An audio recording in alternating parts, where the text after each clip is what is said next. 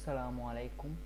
SSC 26 আমি আজকে যে সাজেশনটা দিচ্ছি এটা একটা ফাইনাল মারাত্মক এমসিকিউ এর জন্য সাজেশন। সবচেয়ে বেশি স্টুডেন্ট কিন্তু এই আমাদের যে বিজিএস সবার কাছে কিন্তু অবহেলিত একটা সাবজেক্ট। সো আমি এই অবহেলিত সাবজেক্টের জন্য 100% এমসিকিউতে যাতে কমন পাও সেরকম একটা দাগানো বই দিছি। এই দাগানো বইটা দেখো, দাগানো বইয়ের বাহিরে একটা এমসিকিউ আসবে না, তোমাকে লিখে দিলাম।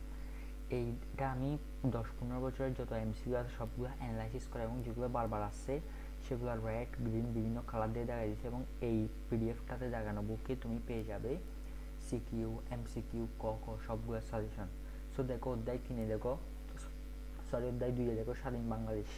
এখানে দিয়েছি কি 1971 সালের কত বড় একটা অধ্যায়। তুমি যদি হিসাব করো অধ্যায়টা আছে 30 পেজ। আমি তোমাকে এমসিকিউর জন্য দেখা দিয়েছি সর্বোচ্চ 5 পেজ। এই 5 পেজ যদি পড়ো তোমার পরীক্ষায় অধ্যায় আছে মাত্র 6টা। তুমি এটা যদি বারবার কয়েকবার রিডিং পড়ে ফেলতে পারো ইনশাল্লাহ তুমি পরীক্ষায় একটা ভালো রেজাল্ট করতে পারবে।